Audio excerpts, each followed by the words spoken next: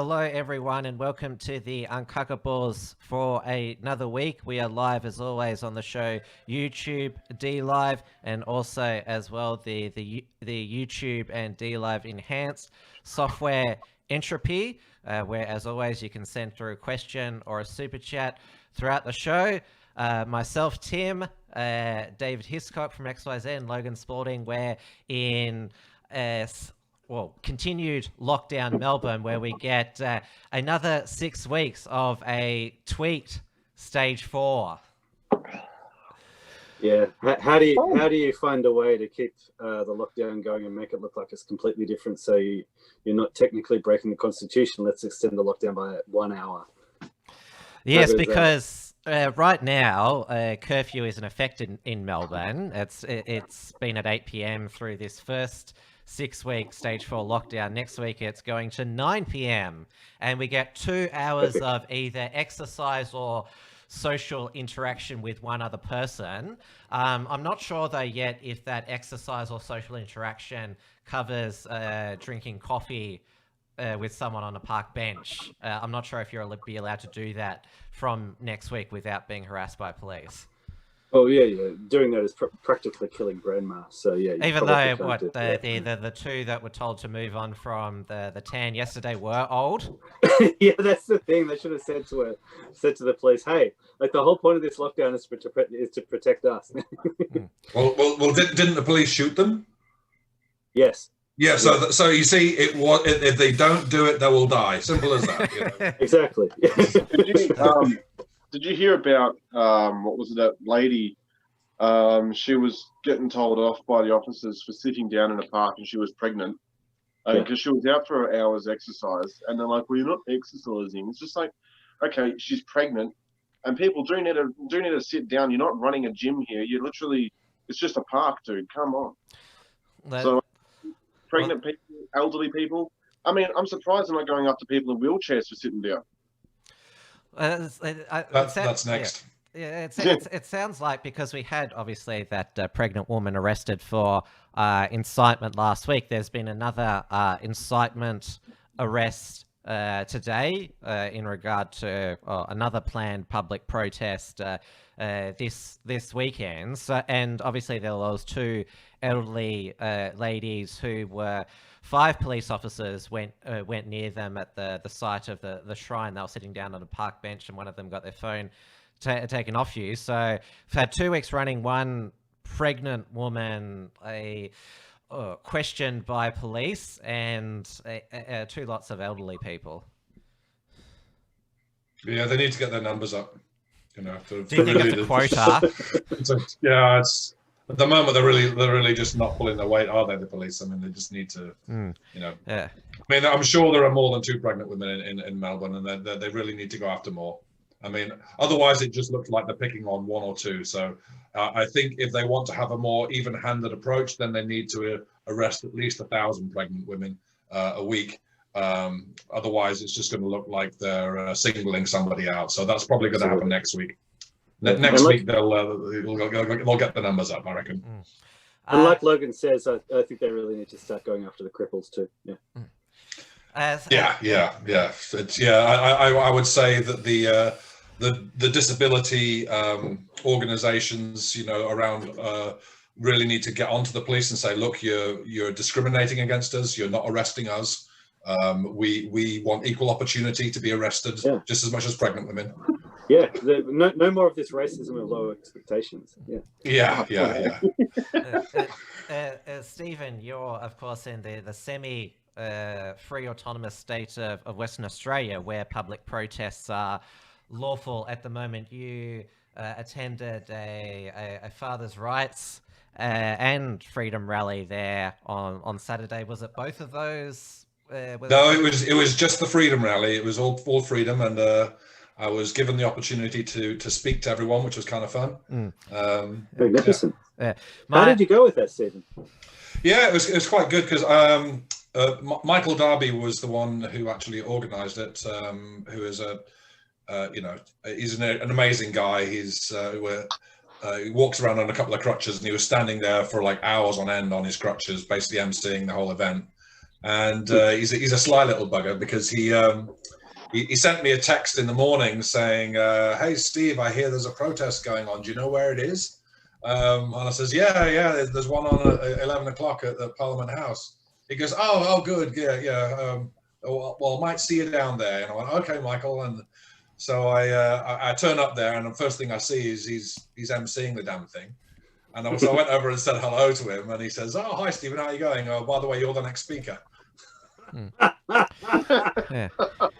So I had about 5 minutes to think of something to say, and then it was all right. Yeah. Are you the guy then who started up the Free Victoria chant? Me? Yeah. No, but I can if you want to. I mean, it's legal for me to say that you guys should all be protesting at the moment. My friend in Perth, Matthew, he's asked me to ask you, were you paid by Clive Palmer to take part in that protest to help tear down the WA hard border? Of course he was. yeah. Clive Palmer doesn't pay anybody but advertisers. He doesn't. He spends $1 million on Facebook ads. He doesn't pay little plebs like me. Your next line is, "Please don't sue me, Clive." Yeah, because I don't have anything to give you. That's it. Yeah, he only goes after governments because they have enough money to cover his lawyers' costs. How much did he go for? Like $800 billion from them or something like that? Well, he wants. The West Australian government is claiming that if they lost the lawsuit, they would end up having to pay, $30 billion or something stupid. And, the person actually in charge of the case, whatever the judge is or the magistrate, whatever, where the person arbitrating it, he hasn't said anything about it. I mean, he hasn't said what the settlement might be if Clive Palmer wins. He hasn't even said that Clive Palmer's going to win yet. So it sounds very much like Mark McGowan is just hyping up and exaggerating and completely lying about what the total cost and bill will be, so that he could pass through this legislation, which makes it illegal to sue the government ever again. Are you saying that the government is actually using a pretext to increase its power and to reduce its accountability to the people? No, that's a conspiracy theory, David. You know it's a conspiracy theory. Yeah, that's it. Of course they're not doing anything like that. That's it. Just one aside, I've just got to say hello. One of the cleverest names I've seen in the chat for a while, we've got Forza Blanquito in there. I have absolutely no idea what that means, but fantastic to see that name in there. You're muted, Tim. Well, there's no sound. Tim, are you speaking? Shall we listen to the crickets outside my window again? I guess we'll just have to carry it, boys. So, you guys been watching the footy? Play us the song, Logan. Yeah, the song. Let's hear the song. Let's hear the song. Yeah, we've got to hear the song, man. Yeah, I'll show the song. I'm just going to wait for Tim to give the go-ahead because No. That's okay. I'm the co-host. Yeah, he gave you the thumbs up. Go for it. He gave me the thumbs up. Yeah. Go for it. Right. So I've been writing a few songs about Andrews recently, and this is one that I haven't actually put out yet because I've got a music video for it and all for that. But this one's called "Why Is He Running Our State?" So.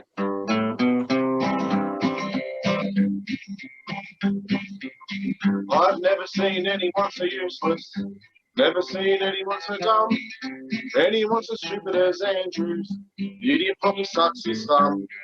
He'd probably try to kiss a piranha, he'd stick his head into a beehive, he'd get drunk at the bar, get into his car, find the septic tank and take a dive. He couldn't organise a piss up in a brewery, wouldn't know how to run a bar. Couldn't organise a root in a brothel, probably sat at funerals to just laugh. Wouldn't know how to spell the word late, wouldn't know how to open the gate. This leaves me wondering, why is he running our state?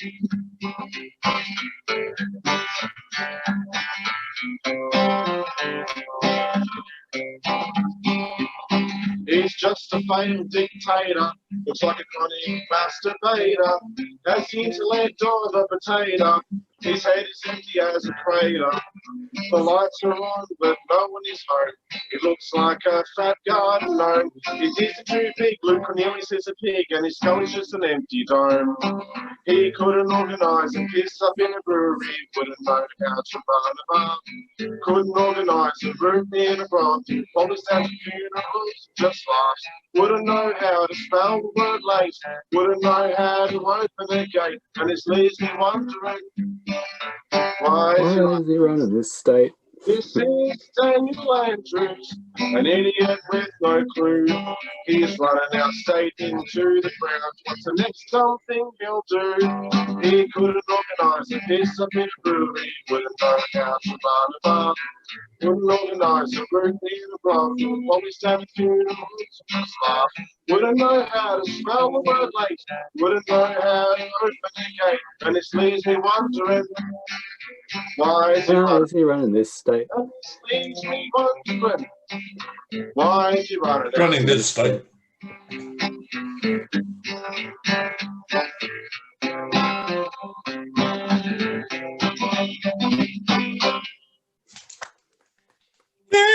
Thank you.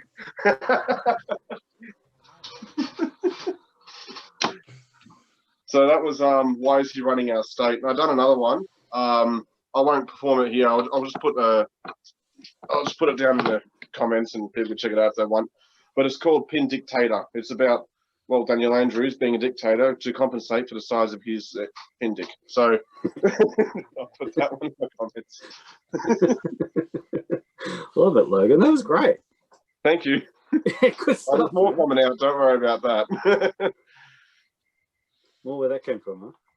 Oh yeah. I got so many things to sing about that idiot. Yeah, don't we all? Don't we all? How's it going there, Tim? Any luck?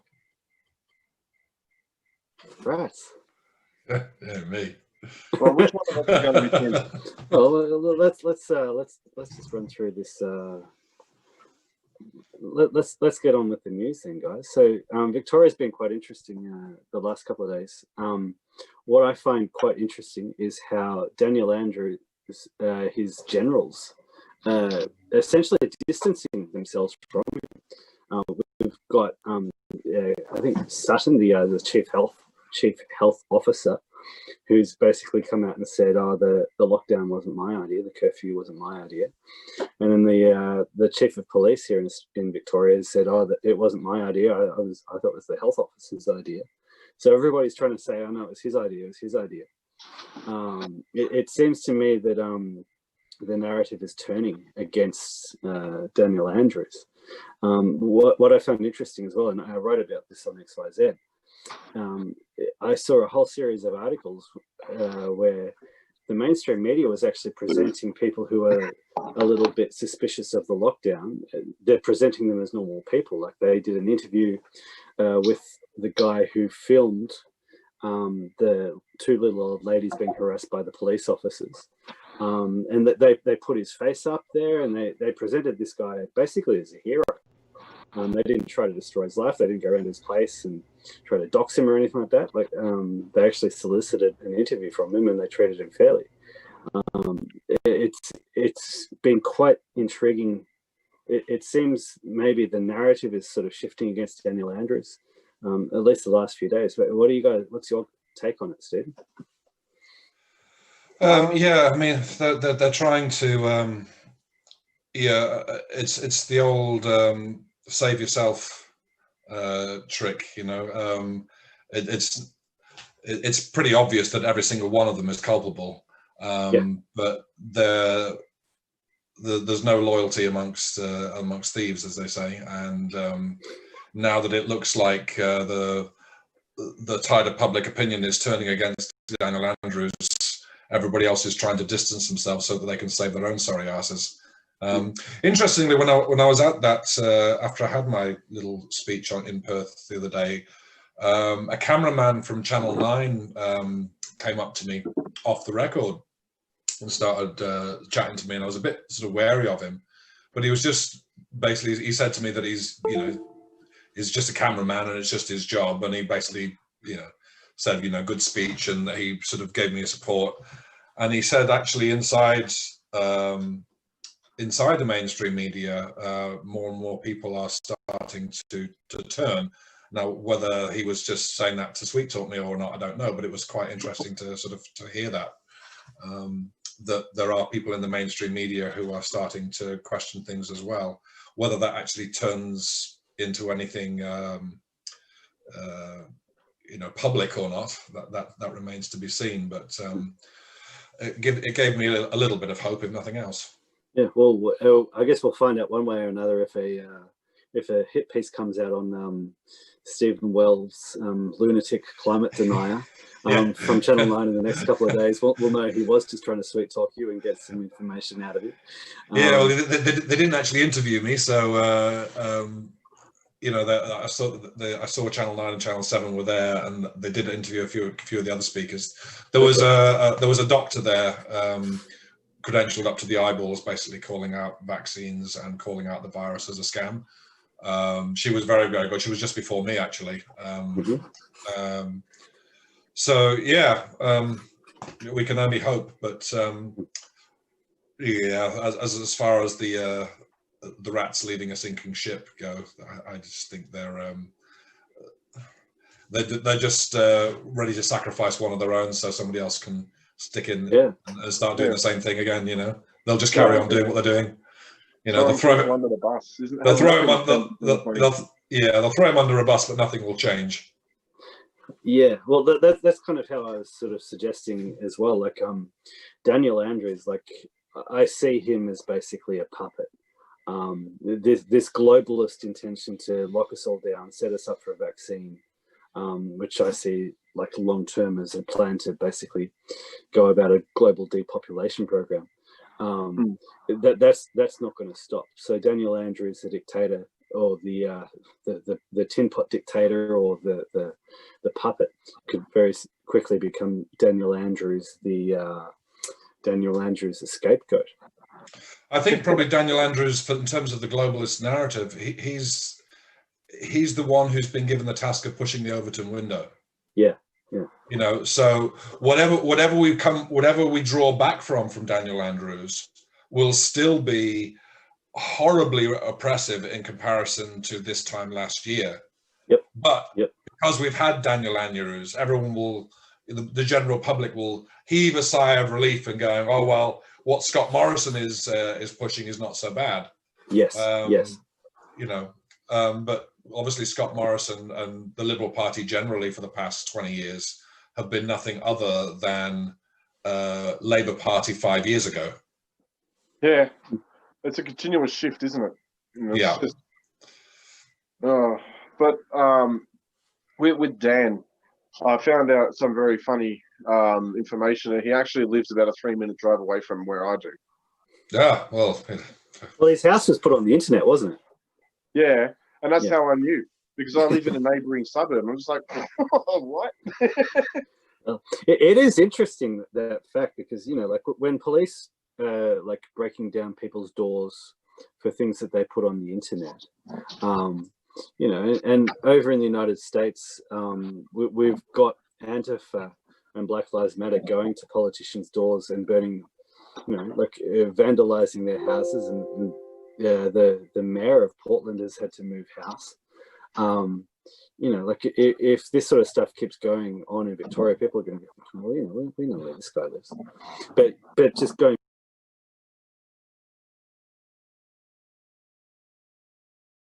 Andrews is the whole guy. It's how to get your agenda through 101. It's like, okay, this guy's going to be seen as the devil. We get rid of him, and we actually get what we really want. It's the art of the deal, basically. Yeah.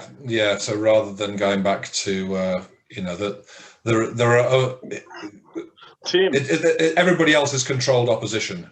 Dan Andrews is the narrative they're pushing, and then when people react, they will have the controlled opposition in place, which is basically Scott Morrison, who's already, who's been saying all the way along, it is only a month or so ago that he was saying, I totally support Dan Andrews. Tim, what the hell are you doing to the screen? I'm watching the feed and freaking things are popping up on the screen. I think he's trying to get back on air. He's probably. Oh my God! We thought you'd been arrested. I thought we thought there'd been a raid. Azio must have definitely messing with your sound. Okay, so Stephen, apparently you're me, David, you're Tim, and I am both of yous. Oh, there you go. Now Tim is Tim, I'm David, David's Stephen, and Stephen, you're me. Well, the labels on my end are all great. You know, I'm me, David's David, Logan's Logan, Tim's Tim. Just Tim can't speak anymore. He's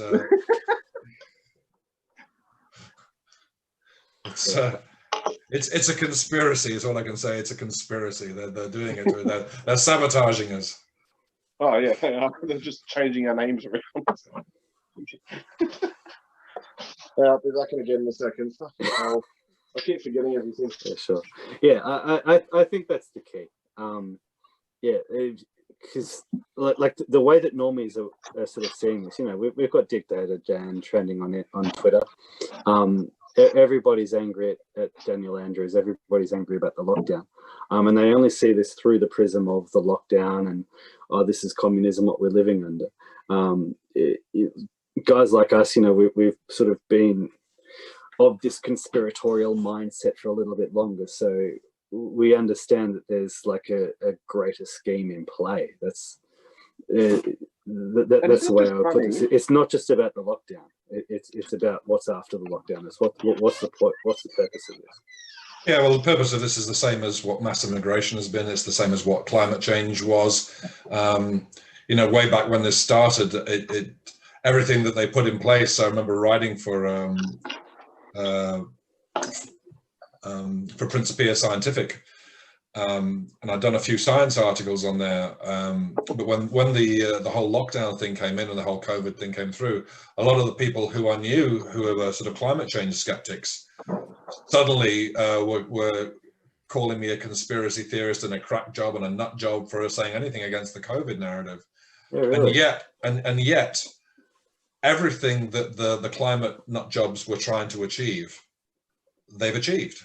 They've got it all. They've got everything that they ever wanted through climate change. That they've now got through this, and you've now got, you know, the head of what's his name? Is it Ethiopian? Is he the African dude? Tedros. Yeah. Tedros, head of the WHO. Yeah. So he's basically come out and said, you know, we can't, we mustn't not take advantage of this opportunity that COVID has given us to push through with our climate change policies, because, you know, this has shown that it can be done. This has shown that the world can come together. This has shown that we can put economies on hold to change things around, and, you know, we can do things differently. And, you know, this is a golden opportunity for climate change. You know, so nothing about COVID, just all about how COVID was an opportunity to implement climate change policies. So, yeah. You know, and he's got nothing to do with the climate change thing, apparently. You know, he's not even in that section of the UN. You know, he's in the World Health Organization section, but no, climate change all the way. It's all connected, man. Yeah, it's all connected. Everything's connected, man. Yeah. They just need it. It's a false flag attack. Yeah, we should start calling the coronavirus lockdown the false flag. The coronavirus false flag. Yeah. Well, I reckon that's a good. Yeah. That's what my article actually said. It says killing grandma through coronavirus false flag, I think was the title of my article. Okay, there you go. Back in March. This is what's kind of funny to watch, right? Because I have quite the conspiratorial mind when it comes to theories and that kind of stuff as well. So it's kind of funny to watch everything actually play out exactly as I expected, and people to literally sit there, and people that were saying, oh, these are just theories, and still looking at this and saying these are just theories, even though the evidence is literally right there in front of them, and they can't. It's not that they can't see it; they just choose not to see it. They don't want to see it because it destroys their perception of life. It destroys their perception of the world around them, and they're trying to look at this through rose-colored glasses. And they don't want to think that the government is up to something evil, or the elite are up to evil things. They want to continue with this narrative that, oh, the government has our best interests at heart. They don't. They really don't. Kim Jong-un's government doesn't have the best interests of the North Korean people at heart. The Chinese government doesn't have the best interests of the Chinese people at heart. So what makes anyone else think that our government has our best interests at heart as well? Yeah, the main problem when I found when I was basically presenting people with the facts about atmospheric physics and the fact that, you know, the whole global warming thing is physically impossible, is that this is the mistake that our side have been making for too long, and we need to sort of look at what good old Adolf Hitler was saying back in the 1920s about things, that facts are not important to the masses, and if you try and convince the masses with facts, you're going to lose, because the masses don't act on facts. The masses act on emotion. The masses act on groupthink. The masses act on security and feeling of togetherness. And we've been failing along that because we are so factually based, and we think, well, if we can only just present the evidence, if we can just show them the evidence, and the problem is we can show the evidence to about 5, maximum 10% of the population, and they may come on board, but 90% of the population are just going to tune out. Yeah. I'm back now. Oh, magnificent! I think just don't have any more. Just building on what you were just saying there, Stephen. That's the way that I write my articles. That's kind of the way that I always view things. Like, I'm often, I'll present a news story one way and I'll frame it one way, but I've generally got another way of thinking about it. Like, there was a piece I wrote today where I talked about, like, the fact that India and China might be like they're currently having a border dispute on it, and so I said, what better place for a war of attrition between the two most populous countries in the world and the highest mountain range in the world? So I don't genuinely think that like China and India are going to go into nuclear confrontation over a border dispute. They've had several over the years, and, you know, it'll just keep sort of simmering along. But the purpose of the article is to basically break normies' minds, or just regular conservatives' minds, rather than thinking we are responsible for every dispute that happens on the planet, everything that goes wrong, we have to do something about it. To just go, no, all that matters is us. Like, we've got to look after our own people, or in our own countries. We've got to save our own countries. So it's the idea behind it is, you know, to break that part of the mind that thinks that because there's a problem over there, we have to devote energy to it, and we have to send manpower or money or something like that. It's like, no, get away from that, and it's about us. So yeah, that's always something I'm thinking of. Just the idea of just appealing to those higher ideals. Yeah. Isn't it just amazing that we are being taught to think that asking for our freedom is selfish? We've got to also break that conditioning as well. Absolutely. It's what everybody else has. We just want equal treatment. Yeah. Yeah, I think one little thought bubble that came out on Perth, in Perth, when I was speaking, was that it's not that we're selfish, it's that we get to choose who we care about. You don't get to choose for us who we care about. I like that. Yeah, I like that a lot. Yeah. It's a whole guilt trip thing, though. Oh, don't you care about this group of people or that group of people? Are any of those people me and my family and people of my creed and my nationality? Yeah. No. This is the thing, right? It's the whole. Sorry, go on.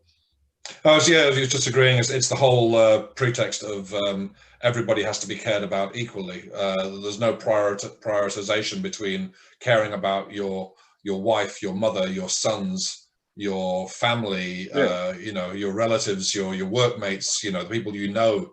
There's no hierarchy of caring in this utopian world, and which is just bullshit. And it's just, nobody thinks like that.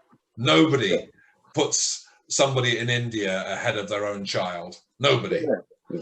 Exactly. And this is the thing, because when I say stuff like that, right, people will jump to, oh, well, you must hate them. You're racist against them. It's like, no, I'll use this as an example. So if two children on a playground fall off the slide simultaneously and both of them injure themselves, one of those children are mine, the other child I don't even know from a bar of soap. It doesn't mean I hate the other child because I'm tending to my own child first, because it's my own child. So it doesn't mean I hate everyone else. It just means I'm putting my people first, my family, my nationality, my country, my religion. They come first. Everyone else, I don't hate them, but they don't take main priority in my life. Absolutely, and it's why the Marxists have worked so hard to break down family ties, because that's where that concept of a hierarchy of care, that's where it starts. You care about your family, and from there it goes out in larger and larger circles. Yeah, and that's why they've worked so hard to do that. Yeah, because I mean, ask someone from the middle of Zimbabwe if they really give a crap about someone coming from the middle of Australia. They wouldn't even know that person. Why should they care about them? They might want to come here. Yeah. for the Gibbs. Yeah. Okay, Tim, how's it all going there? Tim, are you ready to get us back on track? Or we might wait for him to come back on. We might have to get you singing again, Logan. Hang on, I got some music to go with this. Just hold on. Hang on.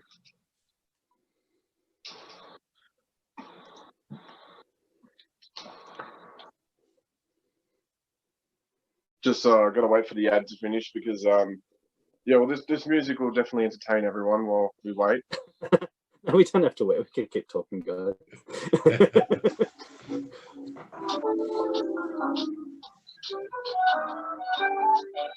Please be patient. Tim will be with you shortly. That sounded like lift music. That's it, isn't it? Hang on, I think I've got some wedding music. No, this is important to us. Please hold the line. You are number 7 in the queue.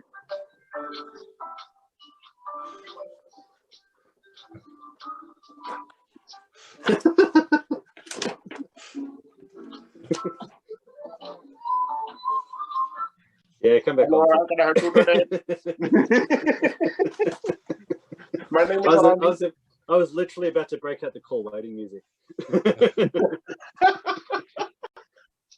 It's actually a Chopin waltz. It's quite a nice one there. Yeah. So Tim, can we hear you, mate? You will be able to hear me now, but I'm on the webcam microphone. So why don't we take an intermission now, see if restarting the computer will fix it. Sure. Well, I can hear you now, so why do we need to fix it? Well, I'll ask the audience. Is this... Well, Tim, we can hear you just fine. Okay. Yeah. How about the audience? Yeah. Is this better for them? Or is this acceptable, I should say? Can anybody hear me? Is there anybody out there? Yeah, that's it. That's the one I was looking for. So I don't know what's going on. I changed the microphone and the cord, so I don't know what the hell's going on. I'm going to call you Tim James Fox Higgins Wilms. Yes, because James always has the problems with the mic and the pitter-patter. Bloody musicians. Yeah. Bloody musicians. Yeah, you're fine. Hey! But you all did pretty well without me. Yeah, fancy that. Yeah, but I'm traumatized now, Tim. I'm absolutely traumatized. You know? What are you saying? I don't need this kind of stress in my life. Are you saying... But basically, Tim, like tangents aren't quite as fun if we're not distracting you from keeping the show on track. So what you're saying is that you actually need me to keep this circus in order. No, we're just saying it's more fun to do tangents to distract you. Yeah. There's order on the stream. Yeah, when we distract each other, it's not the same because we all just go with the flow. Yeah. Like no, it's like it doesn't look like we're actually annoying anyone. Yeah, I mean, it's just like I don't know. It just doesn't feel right unless we're being told off by you, Tim. So we have Hey, to. I'm not Daniel Andrews. That's quite offensive. Hey, look, the tide is turning against him. There could be a position vacant, Tim. No, I don't want to be a whatever. Don't want Tim, to emulate any of his traits. Tim, if you get declared dictator of Victoria, I get to be your sign language person. So, sign language. Do you know sign language? Yeah, I can do it. I can make it up. Yeah. You'd be more like that Mandela funeral sign language director. I think Logan would be all right as well. You're just up there talking. I'm just like.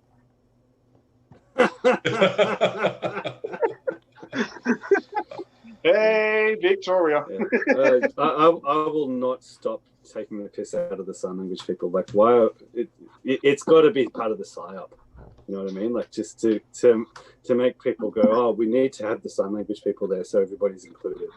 It's like, oh, it can't be totalitarian communism if there's a sign language person there, because that's inclusive, and then we have to feel guilty for like being abled as well, It's like subtitles haven't existed. Yeah.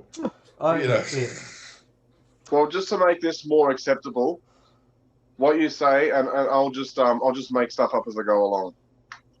Okay. Every time. You've only got to do it when Tim talks. Like, yeah. I think every time Daniel Andrews speaks, instead of a sign language person, they should have the picture of Donald Trump supposedly making fun of the spastic person behind him and turn that sign language. I actually did an article on that back in 2016, because like we analyzed footage, and like so he's basically like a boomer who's like just a boomer dad who's got one joke. Yeah. And like so like we even had footage of him doing that, like where he was taking the piss out of himself. All right. Yeah. I would actually I'd try and modify a DJ deck in there just to make it a bit more funny. So like. Do you know that there's another translation of Daniel Andrews' press conferences? Have you heard about that? Is it in Cantonese or Mandarin or? No, it's actually not. But the Daily Mail got now. What's going on now? Is it in I can Braille? still hear you. Yeah. Oh, I keep going. I've got to fix this next thing that's gone wrong. Yeah, that'll be the next thing for Dan Andrews. There'll be Braille on the TV, and you'd like touch the screen, and the blind people can feel him speak. Murphy's Law. That's all this is. It's just anything that can go wrong will go wrong. Here we go. Dan Andrews' crisis of confidence. Body language experts reveal how Victoria's embattled premier is struggling to change hearts and minds while failing to cover up sadness, deflation, and aspiration. Oh, yeah. Poor Andrews. So he's faced he actually has to do his job. 69 consecutive days amid second wave. Dr. Louise Marla said she sees someone managing rather than leading the state. The Premier holds onto the podium, looks down and speaks in a monotone voice.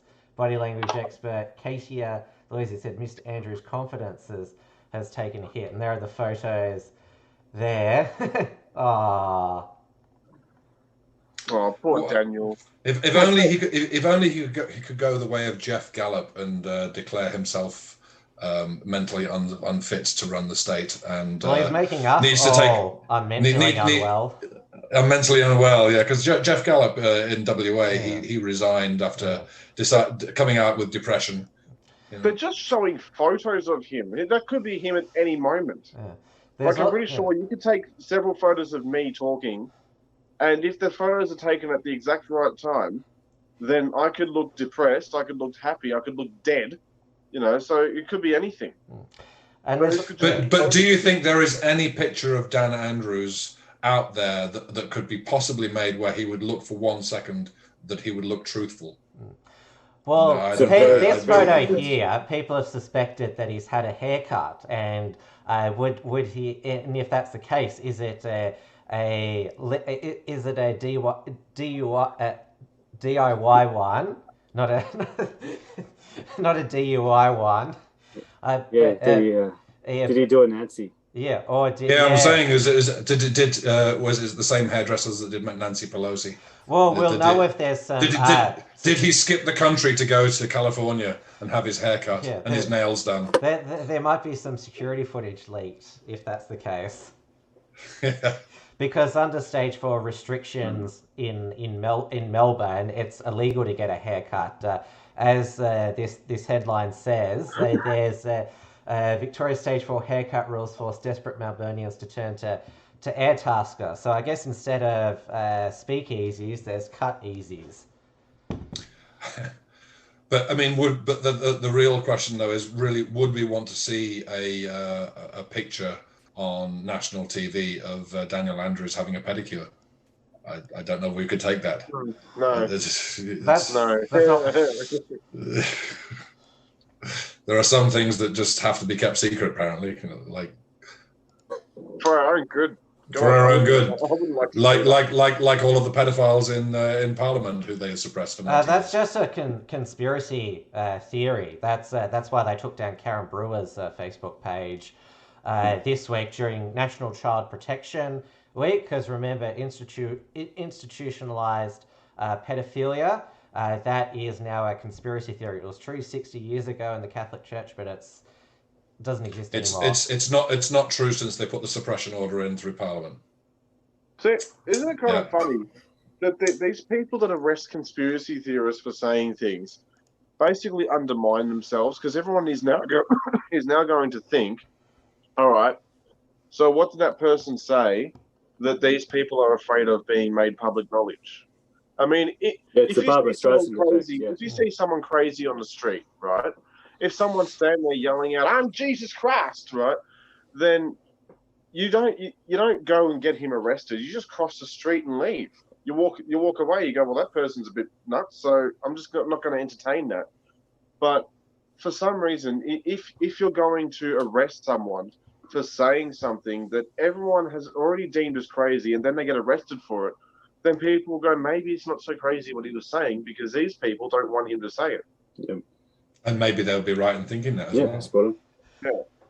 And Karen Brewer, she's actually from New Zealand. She got visited by the local police before she was going to attend a protest on Saturday. Last Saturday, she got shut down. I think it was yesterday, and she's also being sued as well by a politician for defamation. At the moment, that could have had something to do with it as well. Yeah.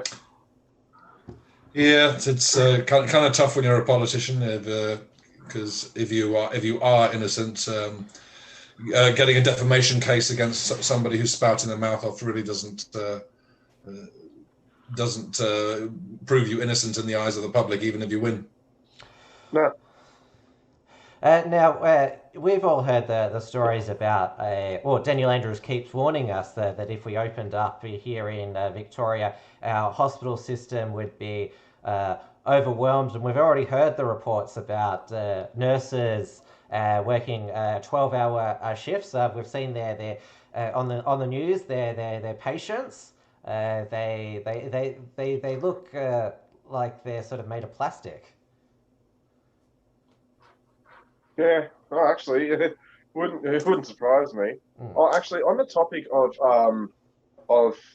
pedophilia in Parliament, I've thought of a new song that the people in Parliament could walk into when they're about to go into their sessions. It goes something like this.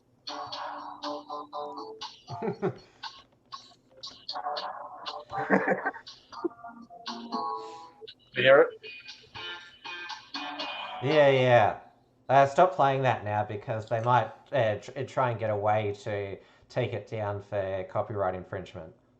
Ah, okay. Yeah, it's not because you were talking about pedophile rings. It's because you played a copyrighted music. Remember how Michael Moore's Planet of the Humans got taken down, not because of the content, but because there was a couple of seconds of copyrighted footage. I downloaded that entire documentary before it got taken off air. For purely just a couple of seconds of copyright, that's all it was. How amazing. Yeah, and talking of which, anybody who's been in the music industry knows that all you do to settle a copyright issue is pay the fee to use the music in your film, whatever. It's not as if the person who holds the copyright generally says, no, you can't use my music. They just say, pay me for it. Or get it stamped, at the post office and send it back to yourself via mail. Yeah, you don't even need to do that to get a copyright on something. But we'll get into mail interference in a moment. But first, I'll stick on these hospital nurses being overwhelmed. The Royal Melbourne Hospital Scrub Choir sings "I'll Stand By You." Royal Melbourne Hospital Scrub Choir has released a touching version of the Pretenders' hit "I'll Stand By You." The video is dedicated to all health care workers who have lost their lives during the coronavirus pandemic. Inspired by couch choirs that emerged during lockdown, more than 400 Royal Melbourne Hospital staff came together to form the Scrub Choir. The choir aims to bring musical therapy and a little joy to Melburnians as they battle the second wave. And this is, you can see some of the photos here. I'm not going to play it here, but they've got all the musical instruments there in those hospital wards and intensive care units there. The first performance in May of Bruno Mars's hit "Count on Me" gained 31,000 views on YouTube. That's hardly any. This second performance is set to be. It sounds like all the nurses are about to be sued for copyright infringement, as far as I know. Yeah, so they're going to have to donate some of their 12-hour their wages from their 12-hour shifts to pay for the rights that they've just usurped. I thought the hospitals were overcrowded and too packed for them to find time to stop and play some music. Well, not just that, but practice and rehearse and film it as well to get the perfect takes as well. It's the same as it's not quite as bad as the TikTok videos of hospitals in England and in New York when there was supposedly, tens of thousands of people dying all around them. But yeah, it's the same old bullshit that hospitals are going to be overwhelmed. There was only one country's hospitals that were overwhelmed, and that was Italy. But what people are not told is that Italy's hospitals were overwhelmed every previous flu season for the past 5 years. That Italy's hospital system has been collapsing under its own weight for years now. So like it was, you can look up article, if you look up sort of Italy's hospitals under strain, like I think 2018 flu season, there is press reports about the doctors and nurses saying that they can't cope with the flu season. So, right from the beginning, right when, because Italy was the first country after China to supposedly get hit with mass deaths. And New York, I remember they were going to run out of ventilators, which they were going to run out of ventilators, but they had thousands of them. And then there is a fair amount of evidence that a lot of the people who died because they were put on ventilators. Specifically, they might not have died had they not been put on ventilators. Let's not forget about the recycled footage of the hospital in Italy that was used in New York. Yeah, and was Melbourne as well. It was also Melbourne, yeah. I mean, the it's like they're not even trying anymore to bamboozle us. They've just given up making an effort. Yeah, they're just so nonchalant about the lies now. They'll believe anything or shit we throw at them. But by us saying all this, we're insulting hospital staff, just like we're granny killers as well for questioning the effectiveness of the lockdown. Yeah, well, so what? I don't care anymore. Let grandma die as long as it's not my grandma. Fuck you. Well, as long as she doesn't die from COVID, she's. Right, because remember, Luke Darcy told Daniel Andrews to his face that his dad basically died from isolation, but obviously since it wasn't COVID, it's not as important. No, it's not. It doesn't go on the list, does it? Well, it will. It probably will go on the list. He'll probably find out in a month or so that even though he died of isolation, it will be registered as a COVID death. They're the only. Well, I'm just waiting for the moment I get hit by a bus and I get put down as a COVID death. Naturally. Well, it'll happen. It has literally happened in the UK. So. Fuck. Yeah, I've seen all the memes about this person was shot 15 times. It was obviously COVID. Skydiver forgets parachute, dies of COVID. Yes, yeah. I still love that meme. It had basically, and today it had Daniel Andrews, and it had the lottery underneath, like with the lottery balls and that thing. Yeah, what all the numbers be today. COVID numbers are. Yeah. Well, it was 51 new COVID cases today, but the overall increase... 51, huh? Yeah, had 51. Increased by 40. Was that 51? Yeah, 51, yes. Oh, wow, fancy that. Yeah. Wait, What the satanic instance, what was it the other day? Was it 666 deaths that he announced? So far. We're close to 666. Yes, but he announced 600. There's been 666 deaths. I mean... You know, did he do that deliberately just to stir the conspiracy theorists, or... Maddie was onto it, I can tell you that. Maybe it was like a code word. So 701 lives lost to the coronavirus, or lives lost that have had coronavirus in them while they died, because the 20-year-old who was announced in Victoria to have died of coronavirus, there's news reports tonight that he actually... Drug overdose. Yeah, drug overdose, yeah. Yeah, and Daniel Andrews actually announced that one as well, didn't he? Oh, but he would have just said that, it was just the information given to me at the time. Yeah, like the police information or the health office information saying that curfews were necessary. Yeah, and you can't argue with my supercomputer. Even though the next day several epidemiologists questioned the data, the modelling that's gone into the supercomputer, it hasn't completely been released.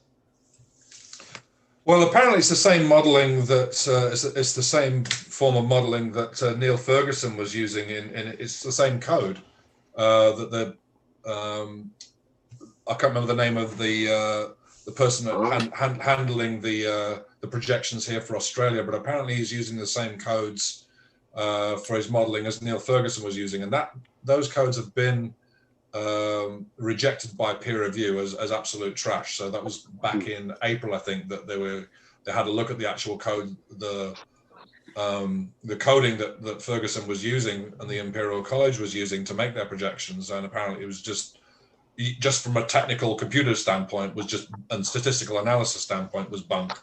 Never mind any of the rest. How many deaths in Great Britain were they predicting again? They were predicting 500,000 in Great Britain and 2 million in America. Which has been 200,000 in America, and I'll just bring up the Worldometers. I haven't actually checked it for a while because it just gets a bit boring after a while. Like it sort of sticks around about the 5 to 6. What's really funny now is that the UK numbers 41,000 deaths in the UK. Yeah, but they're being gradually rolled back because it's been announced that approximately 17,000 of them were falsely attributed to COVID after an outrage, and so now you're actually I can't remember which database it's on, but it's showing up as the daily death toll in England now as -7.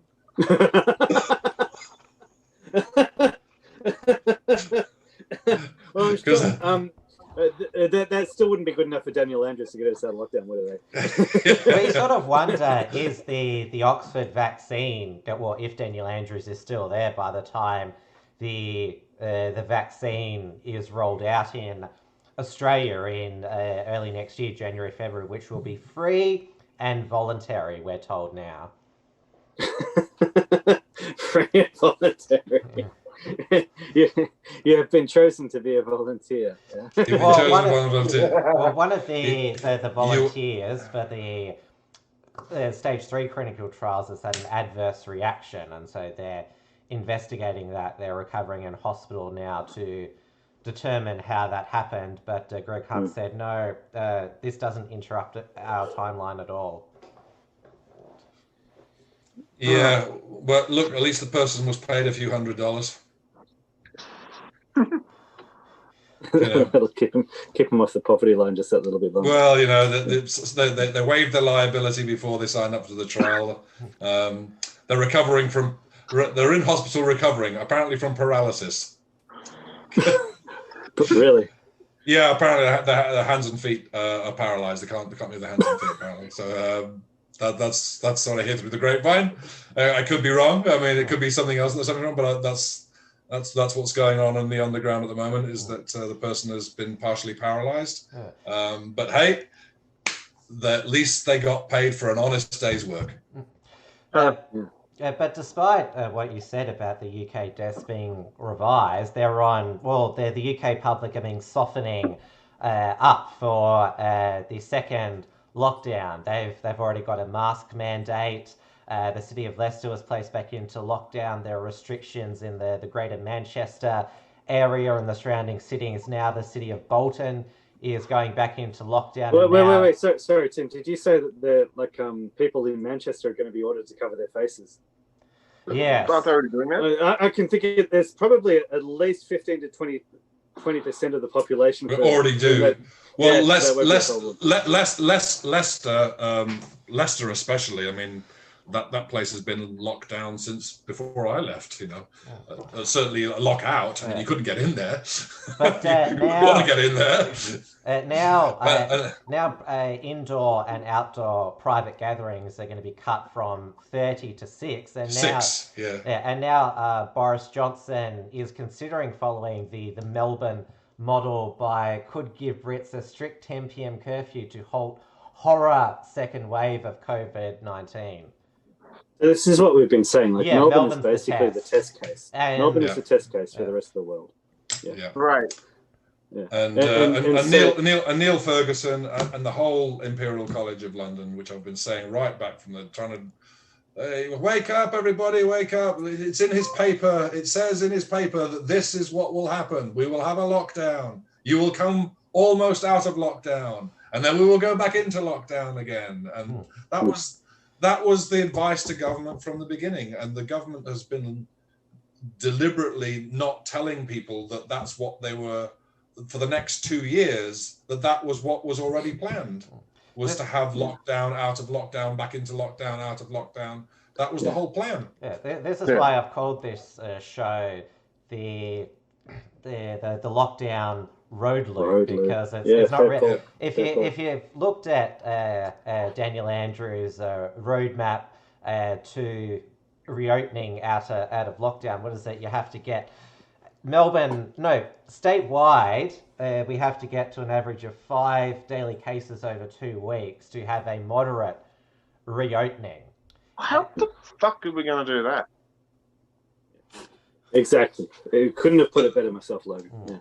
That's the whole point. Simple. We're not people have to refuse being tested, and then nobody will get. But he wants 20,000 tested a day, Daniel Andrews. Voluntary tests, eh? This is why people should never have taken the test in the first place. It was getting people to get tested that was the first big mistake that the public made, was falling for that. I just want to see the day where everyone just stops getting tested entirely, and we'll see what Daniel Andrews has to say at that point. Well, by then testing will be mandatory, or you won't be able. I've got a friend actually who's returned from overseas, and he is now in 21 of quarantine. So originally it was supposed to be 14 days, but they've told him he has to stay an extra 10 days because he refused to get the test. Yeah, that's the Sydney, New South Wales rules there. If you refuse to test, you get an extra 10 days whacked on. I mean, all it is you just get a swab right up your nose, nearly into your brain, and then right down your throat as well. It's not much to ask. That's another one of Daniel Andrews' phrases. Wearing a face covering, it's not too much to ask. Obeying the curfew, it's not too much to ask. That's one of his common Andrewsisms. Getting your penis chopped off, it's not too much to ask. Getting arrested when you're pregnant is not too much to ask. Yeah. You know, getting arrested for not sitting on park benches in between your exercise, not too much to ask. We haven't heard from. Just get on the plane to the camp. It's not too much to ask. Yeah. We haven't heard from, or we heard from Shane Patton today on Radio 3AW, but we haven't heard from Chief Wiggum yet. All this week. And I noticed that XYZ did He's probably bedridden. He's eating too much. He's in a food coma. Are you going to read out my? Do you want me to? my altered interview with Chief Wiggum. I'll see if I can. Yeah, because he hasn't made an appearance this week. Do you think he has been fat shamed out of making another appearance? It's entirely possible. To summarize for the viewers, basically, in one of his press conferences, Chief Wiggum was basically saying, look, go be a keyboard warrior on the internet. Feel free to fat shame me. Just don't go along to the protest. Fat shame me all you like, but don't go to the protest. Yeah, so I'm like, everybody did. Has this guy actually heard of the XYZ? All people in protest. So yeah, do you want, read out is the interview on XYZ? The fake interview? Yeah, I'm going to read it out now. Yeah. Which article is it? Yeah, I'm reading it out now. Assistant Commissioner Luke Fatty Cornelius scoffs 57 donuts during press conference. Yeah. That's the headline. Obese Assistant Commissioner Luke Cornelius waddled into a press conference last Thursday carrying in enough KFC to feed 20 people. It was gone by the time he started speaking. I think we now know why there was a KFC shortage about a month ago in Melbourne. Yeah, that's right. Yeah. He must have framed those people. Here's the footage of him speaking, and yes, that's what I love. All the different film clips that you put in there.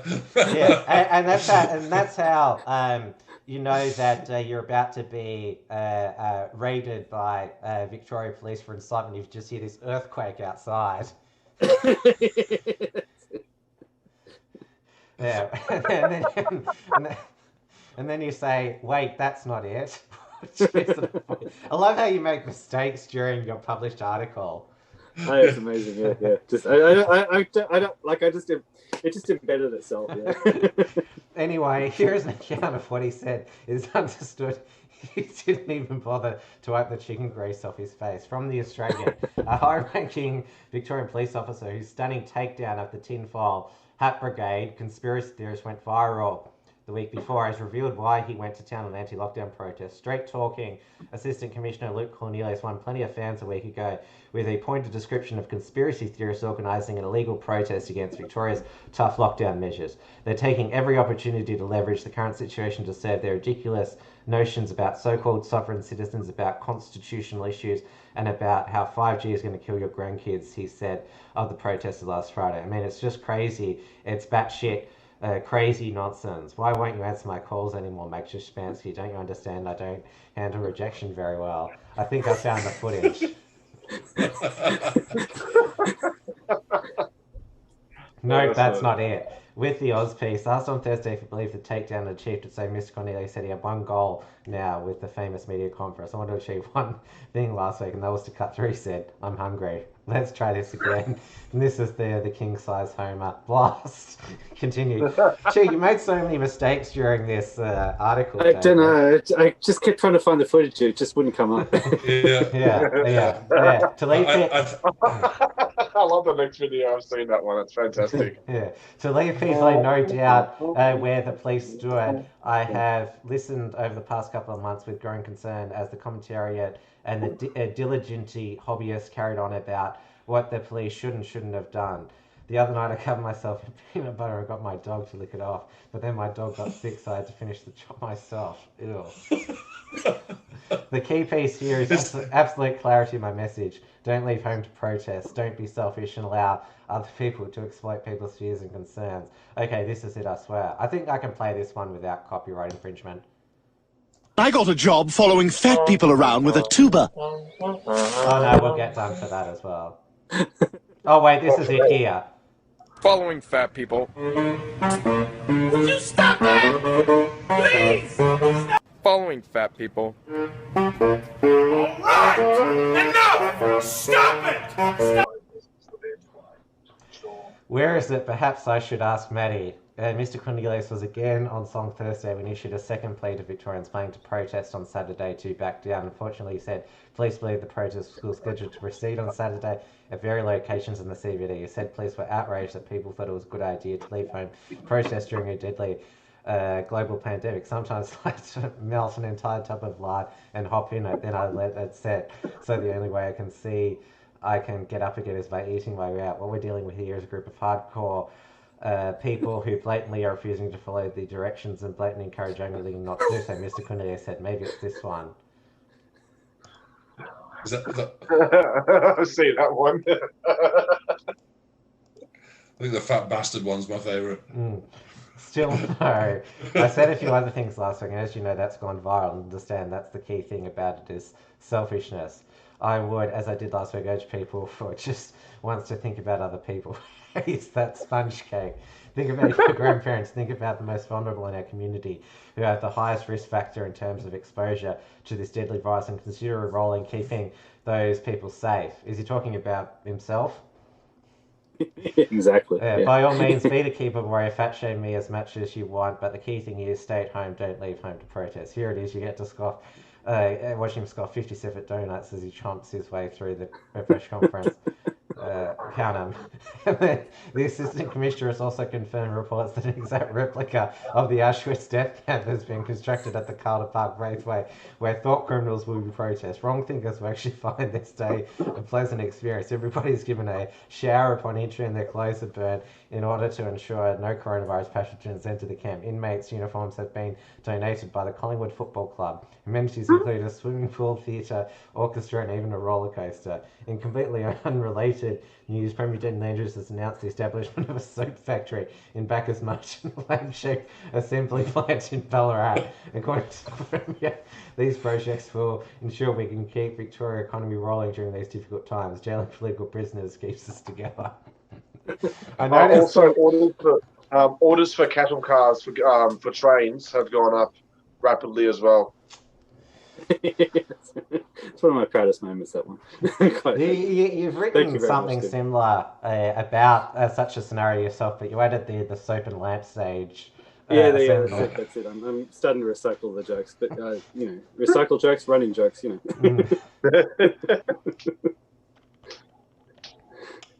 Thank you, Tim. It's a lot of fun hearing you, read them out. But yes, I wonder if we'll hear from him again tomorrow. Well, once the crane lifts him out of his bed, like in that other video, pretty sure I'll be able to put him on the back of an 18-wheeler and drive him all the way to the stand. Well, everyone's talking about is the Victorian government on the verge of crisis. Well, the New South Wales government is, because the National Party, they're threatening to go to the crossbench unless Gladys Berejiklian withdraws a koala sanctuary protection bill, which the Nationals say would infringe on farmers' property rights. And she said that if you do that, I'll sack all the Nationals from the ministry and swear in a new ministry tomorrow morning, which would basically mean that she'd be running a minority government here. And the most absurd thing about this is that Gladys seems to be pursuing this policy because Friendly Geordies has repeatedly called her a koala killer. Friendly Geordies. I think she's, she's just one of the most notorious green infiltrators and globalist infiltrators into the Liberal Party that they've got. I mean, she's more far left than Malcolm Turnbull was, and that's saying something. That's true. But of all she's the one who gets elected and then within weeks puts in the full-term abortion legislation. But don't forget her predecessor. He was the initial premier of banning things. He championed Sydney's lockout laws, which, well, it gave people an incentive to stay at home on a Saturday night because nothing was open. Obviously, it was a slight step to a... It was the pre-COVID legislation. Yes, it was the precursor to it. Yeah. And then of course he's proposed a greyhound racing ban, and I remember he basically quit out of shame because he was being mocked and derided so much, because he once filmed himself eating a kebab and people trolled him and said, well, I can't get a kebab at 3 a.m. thanks to you. And he fell off a ladder at home, and everyone was like, oh, he's going to ban ladders now. Yeah. Didn't he? No. But he defended Daniel Andrews' stage 4 lockdown. Imagine my shock. Surprise on that one. Yeah, I mean, the whole New South Wales Liberal Party have just been basically people who realised that the Communist Party of the Greens and Labour was getting too big, and that they needed to expand their offices into the Liberal Party's offices. So, Well, that's the thing, and you touched on this earlier in the show as well, Stephen. Like, the Liberal Party have been screwing us over for decades anyway. Scott Morrison is just a Daniel Andrews light. Well, he's banned us from leaving the country. Only Cuba and North Korea are the other countries that do that. And if it wasn't for coronavirus, Scott Morrison would still be happily letting in hundreds of thousands of people into Australia every year, and we'd be losing our country. Like that's the thing as well. Like, things were stuffed before the coronavirus. I'm hearing he still is, because I'm hearing that they're still letting in migrants for picking fruit and stuff, aren't they? Yes, they are actually. Yes. So we've got all of these lockdown laws, but planes are still coming in. It's only if you're Australian you have to go into quarantine. Is that what I'm hearing at night? The planes going around, is that all the fruit pickers coming in? Yeah, pretty much. Yeah, well, do you know what? I got a sight of Melbourne Airport late one night a few weeks ago, and planes, are coming in, like, and not just one plane, but like, you know how like when you see the airplanes, you can see one, and then you see another one a few minutes behind, like they're just coming in. This was like near midnight. Yeah, what's going on? We're supposed to be in lockdown. Like planes are lining up to land at Melbourne Airport. But even if you are an Australian wanting to come back to Australia, obviously, as you mentioned, you've got to do the 14 or 24 days quarantine. That's if you can get a flight back to Australia, because now there's the quota on... Yeah, so basically everyone's business class again. And it's like, that comes back to the whole globalist ideal of only the elite will travel and the plebs will stay at home. You know, it was... And the whole idea of bringing back a new monarchy class that is allowed to go and hunt and fish and do all of the things that they have the land rights, go and have the royal deer once more, and yet it's the royal flight. So no more being packed in like sardines on planes anymore. We're going back to plane being luxury travel again, and it will be $5,000 plus a ticket, and only those with the special permit will be allowed to travel, and that's what we've got. Or if you've got the injection, you've got the injection sticker on your passport. Yeah, because it's not going to be, despite what Scott Morrison is saying about it's all going to be voluntary. Yes, we will not go round to your house and pin you down and hold you with 5 police officers to inject you. What we will do instead is say that if you try and leave your house without being injected, then we will have 5 police that will just hold you down and throw you back in the house.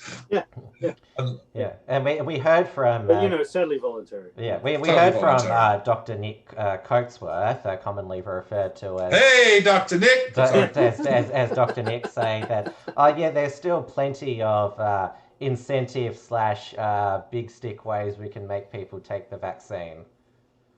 Yep, and Scott Morrison also came out with his response to all of the people who have been sending him letters saying, I do not consent to being force vaccinated, that he will has not taken any options off the table yet. Yeah. Oh, that old thing. Do they really expect people to just obey the law? Like that's the thing. Like that's the option that they're going to be giving people. Like yes, people are going to be like, well, yeah. It's funny because, like, you know, if you can't work, if you can't shop because you haven't taken the vaccine, you're going to go, okay, well, what are my options? I'm not going to, as you were saying last week, I'm not going to put a gun to my head. I'm going to start working outside of the law in order to stay alive. Yeah, exactly. But most people will just take the vaccine because that's what most people will do. Well, I would rather take me personally, the vaccine than get the test of things shoved up my nose and down my throat, personally. Because I've had vaccines before, I'd much rather it just go into my arm than like. But the whole point is that they're setting us up for the vaccine. Like, that's the whole point of the entire lockdown, of this entire lockdown road loop. They want to make people go, okay, well, I'd rather have the vaccine than something else. I'd rather have the vaccine so I would rather have the test than stay another 10 days locked in this hotel with no windows that don't open. Or lockdowns every 6 months. Yeah, I would rather have a vaccine than not work. I would rather have a vaccine than not be able to go to a restaurant, or not being able to travel, or not be able to go to the beach, or not be able to do any of these things. But they're just not realizing how many people there are who will say, I would rather become a terrorist than take the vaccine. So I guess what he's trying to do is make the situation for everyone as uncomfortable and as tyrannical as possible, so that we'll pretty much take any option we find to get out of this situation. Yeah, pretty much. Which begs the question: what's in the vaccine, and what's the purpose of the vaccine?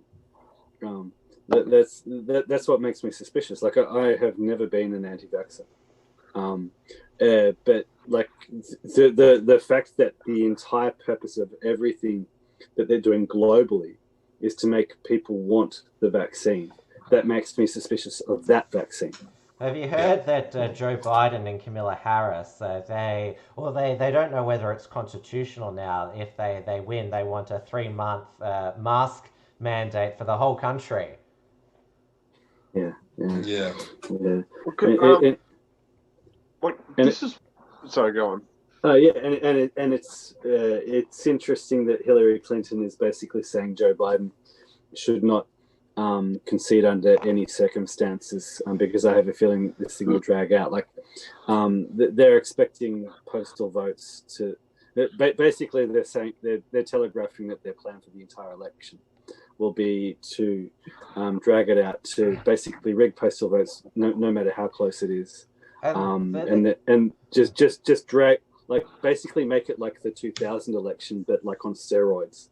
And like they'll be able to drive the riots just a whole another level. And basically, I wonder because some states have those dedicated mail-in post boxes, but what if some Antifa terrorist goes through a red congressional districts and just rams through all of the mail-in ballot stations there, because they don't look like they're have the strength of bollards or something like that. Yeah, and they may not even need to do that. Like, who's doing the counting and whose side are they on, basically? But as we found out today, our mail service is being interfered with because Melbourne City Council, they refused to deliver to the lockdown residents of Melbourne's public housing towers a One Nation stubby holder, which said, "I've got the guts to say what you're thinking," because Pauline Hanson said many of them had depends issues and weren't practicing good hygiene or social distancing. So she included that stubby holder with a note that said, no hard feelings. And the CEO of Australia Post, she's much more attractive than that what is that other guy who used to run it, Christine Holgate. She threatened to call the police since the city of Melbourne refused to deliver the packages. And so basically, the city of Melbourne said that the reason that they didn't do it is because they didn't want to inflame the situation. So even though interfering with the mail, that's basically a serious federal offence. We all remember the concerns about the marriage law postal survey, but apparently if what you're receiving, it could trigger you, it should be intercepted. Yeah, I'll just put another personal note here about this friend of mine, this Facebook friend of mine, who's going through his own lockdown thing in Sydney. Another thing that's happened to him is that he's had his mail tampered with. So mail delivered to his hotel, but he believes it's the security or the police have tampered with his mail, and no one is actually giving him any answers as who's opened his mail. So we're getting on to the more broader issue of Pauline Hanson and the towers and things. Yeah, we're getting into serious Banana Republic territory when we're starting to interfere with the mail. The mail, of course, back when the Postal Service was first started up, it was a hangable offence to tamper with the mail. It was one of the few non-violent things you could do that would get you instantly executed. But now it's all fair game, apparently. Although I wonder, after it was Dan Andrews' Labor Party, supported by the Greens, who put those public housing tower residents into a level 5 Wuhan style lockdown, they might want to vote for Pauline Hanson next time. Isn't it ironic then? Like Daniel Andrews is the real oppressor, but they still have been trained to hate the fake opposition. Well, we've already spoken about how a lot of the unrest towards the lockdown has come from Labor multi-ethnic areas, such as the Muslims in Dandenong and the Muslims in Broadmeadows. Avi Yemeni posted... They haven't been socialised by decades of... Avi Yemeni posted on Rebel News today, some Africans were at the anti-lockdown protest in Melbourne last Saturday. Send them in. They can be the first wave. Yeah.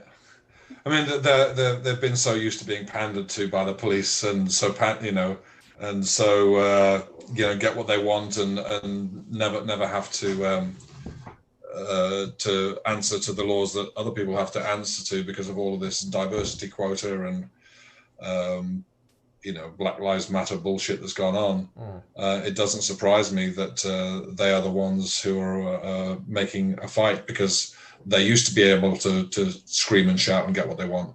We've got a super chat on Entropy. I'm putting the link in both the YouTube and DLive chat. So if you want to ask a question or send through a super chat, you just click on the Entropy link. It's also in the description.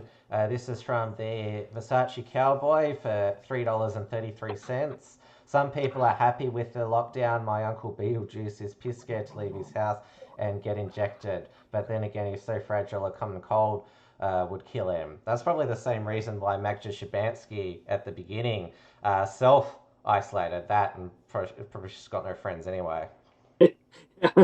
She's been self-isolating for decades. Yeah.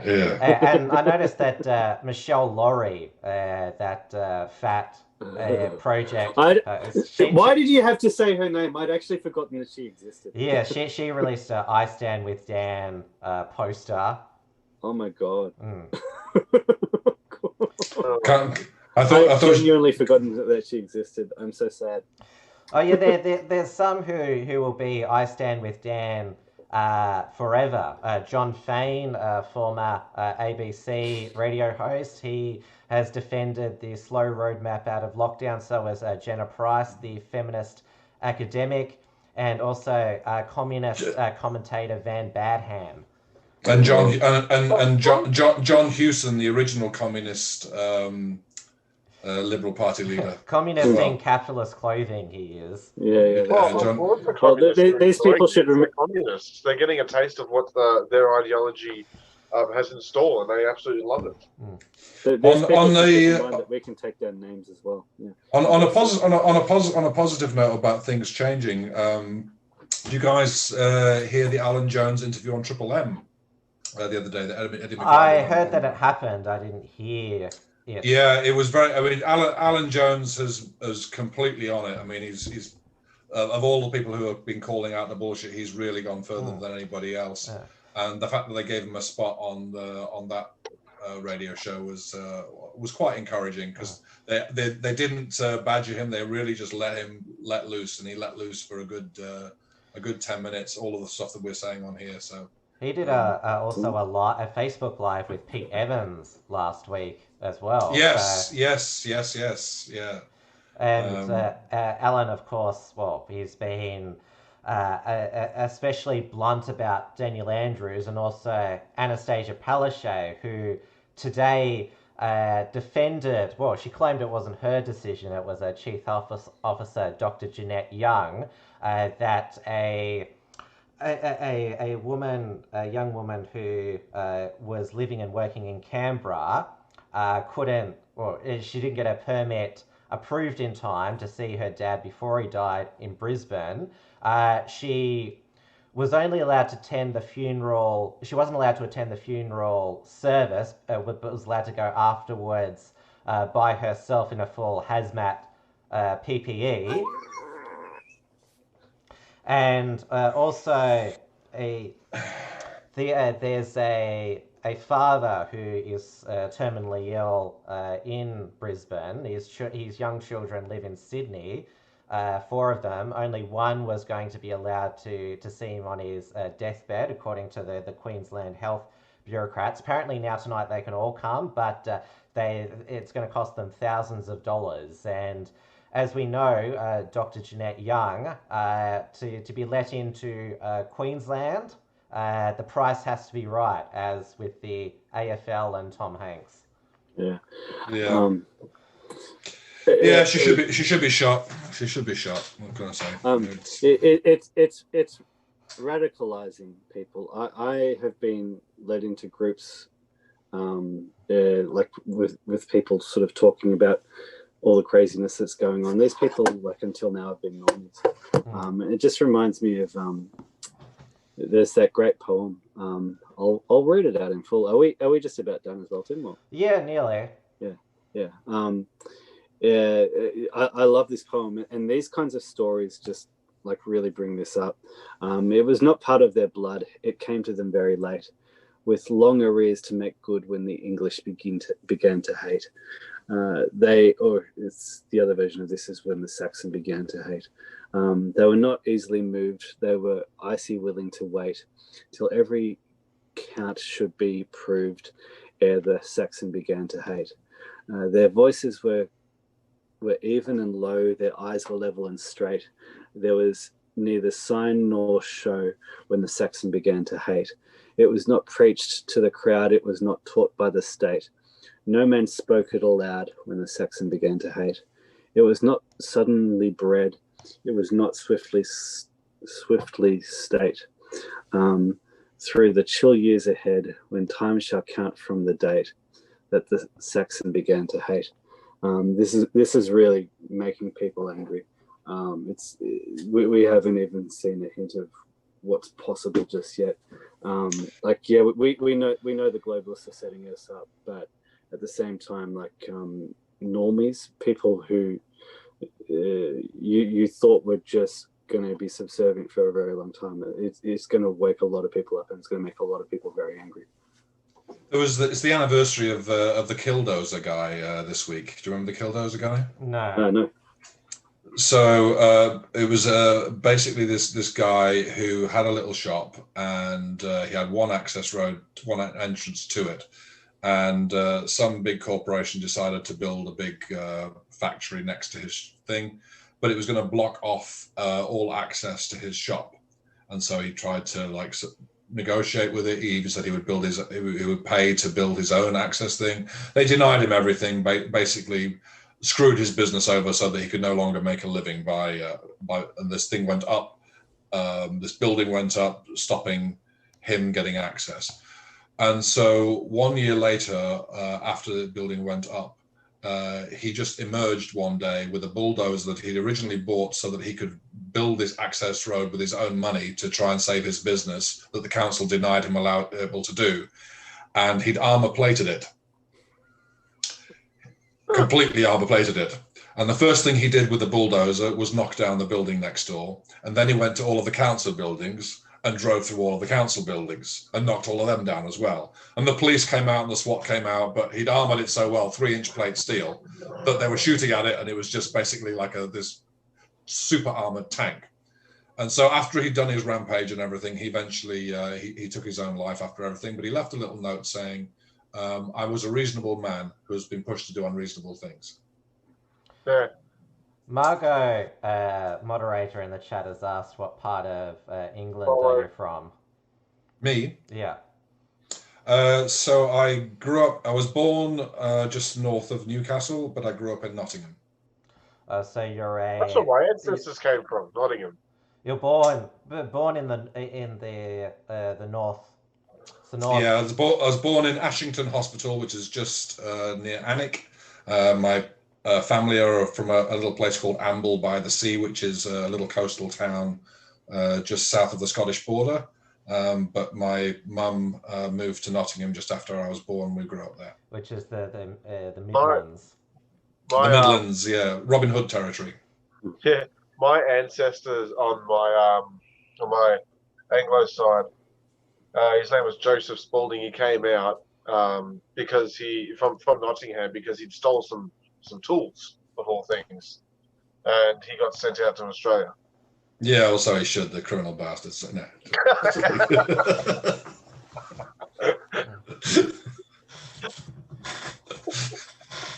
Bloody convicts, a lot of you. Oh, you bloody pommies, huh?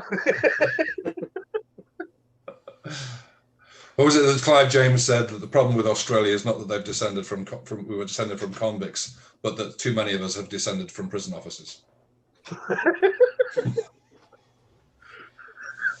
Oh, we might wrap it up now.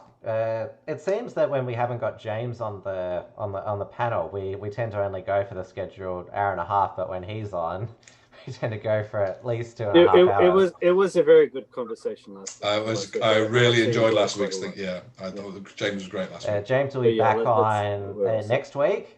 He's still ironing out the final clinks in. It's rrtv.live, which is the new both combined Rational Rise TV and Champions of the Light combined video on demand streaming service and social network. And I know how hard it has been for him to set that up. Thank you again, Stephen, for joining us. You are because they call Victoria a free-range prison. WA is basically the largest free-range prison because you're allowed to roam around, but just you can't leave. Well, we are allowed to roam around again, although like in the original lockdown, we couldn't leave Perth. In fact, we couldn't even couldn't even go to different parts of Perth. So we've had Melbourne-style tyranny here as well, just not for quite as long and not quite as. That would have been our stage 3. Probably, yeah, but yeah, we our borders are still closed. I can at least go to different regions in WA again. Although I don't know why I'd want to, but there are certain Aboriginal areas that are still off limits. It's called Mark McGowan calls it a staycation. Yeah. Well, I'm having a staycation later this year because I originally wanted to go to California next year to see my wife's relatives. But we put that off because we just don't believe we'll be allowed to leave Australia by then, or the conditions for coming back will be too bad. So yeah, we'll be having a staycation in WA in January. So yeah. And well, tomorrow is another new day in Victoria, which means who knows what the COVID numbers will be. Well, we'll just have to wait for Daniel's lottery. Yeah. Or we'll see what the overnight rumours are, whether there is going to be, because the Victorian Parliament is back next week, a spill, or what was the other rumour that I heard, that Scott Morrison was on a plane to Melbourne tonight to plan a federal intervention tomorrow. Maybe the New South Wales government breakdown is a false flag. It's a distraction. Maybe Scott Morrison will be arrested for breaking the anti-lockdown laws when he arrives. Yes, because he's inciting a Victoria to reopen. Yeah, probably. We're calling it Dan. He may well have the hubris to do that. Yeah. Given tomorrow is the 11th, there may have to be the traditional encore on XYZ as well. Oh yes, because 9/11 tomorrow, which we all know what September 11th is. It'll be the 47th anniversary of Augusto Pinochet's September 11th coup in Chile, where he saved the nation from the communists. Absolutely. Yeah. A day that will be lived famously. Yes. Tim, there's an interesting question going on in the YouTube comment section. If they put it in entropy, I'd be able to see it better. You point it out. So the question is for you, Steve. Are you a proud Western chauvinist who won't apologise for creating the modern world? I'm as chauvinist and sexist and racist as they get. Yes, I'm proud of it. Thank you. Fantastic. All right, thanks everyone for watching tonight. We'll be back next week if we're allowed, depending on how much worse things get here in Victoria. But we might have to have a mandatory police officer standing in everyone's room to make sure we don't say the wrong things on air. Maybe next week I should just have a sign language interpreter on standby in case my mic fucks up again. Can I just say here from the free state of Western Australia that I incite you all to go and break the rules. How dare you? Well, I can't say whether I will or I won't. Okay. I'll just fat shaming Chief Wiggum. Yeah. I'll investigate what's happening with this mic, and all going well, I should be back to normal sound, my normal sounding ways tomorrow night, 6 p.m. on the Unshackled YouTube channel for Trad Tasman Talk, where myself and Dewey de Boer, we trade stories about how bad things are in our respective cities now in Melbourne and Auckland, because Auckland's what's at level 2.5 at the moment. And Jacinta Ardern's and health officials are basically saying, come on, like, we need to get this under control. You don't want us to Melbourne you, do you? Yeah, touche. That's why you call it the Melbourne model. I'm wondering, do New Zealand masks look like a bridle in a bit to help with you? Yeah. Well, she I showed it last week, Jacinta Ardern in her homemade mask. She made it herself. It looks like she's wearing a knickers on her face. Did you hear? Did you hear her last speech? Like, did you hear that part in the speech where she said, "No, I didn't." All I know is that you should never stand behind her. You might get kicked. Well, they've got their election in what's now 5 weeks, because it's been delayed by 4 weeks. Because... Yeah, okay, we're making. Let's just stick with the horse jokes. We're done, Tim. Yeah. Same horse, different stable, Tim. All right. Good night, everybody. Thanks for watching. See you next week. Good night, all. Thank you. No.